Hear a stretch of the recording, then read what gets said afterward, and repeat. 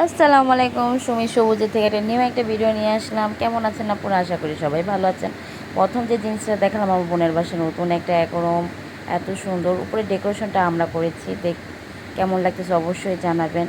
দিনটা ভালো ছিল, সেদিন আমার আব্বু বিরিয়ানি রান্না করছিল, অনেক খেতে মন চেয়েছিল, তাই আপনাদেরকে বিরিয়ানিটা দেখালাম।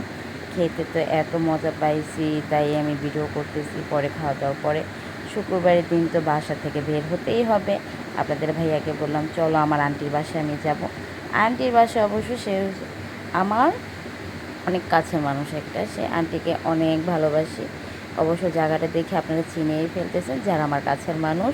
লালবাগে গেতেছিলাম, তখন যেতে যেতে আকাশটা ওয়েদারটা এত সুন্দর ছিল বলার বাইরে। আমার তো আকাশ দেখে অনেক ভালো লাগছে। তারপরে আর কি বেলি ফুল দেখে তো মাথা খারাপ হয়ে গেল। আপনাদের ভাইয়াকে বললাম আমাকে ফুল কিনেই দিতে হবে। আপনাদের ভাইয়ার কাজ কি? বলে হ্যাঁ দেখছো না, তোমাদেরকে কিনেই দিতে হবে। বলে হ্যাঁ আমাকে কিনে দিতে হবে। পরে ফুল নিয়ে নিলাম, নেওয়ার পরে খাবার দেখে তো আরও, আমি প্রচুর খাবার পছন্দ করি, আমার খেতে অনেক ভালো লাগে। পরে আন্টির বাসায় গেলাম, যে আন্টি আমাদেরকে বসে অনেকক্ষণ সময় দিল, কথাবার্তা বললো, আমাদেরকে নাস্তা দিল খেতে। আমরা অবশ্যই খেলাম। খাওয়া দাওয়ার পর আন্টির সাথে কথা শেষ করে বাসার দিকে রওনা দিলাম। দিয়ে তখন ওয়েদারটা বাইরে অনেক ভালো ছিল।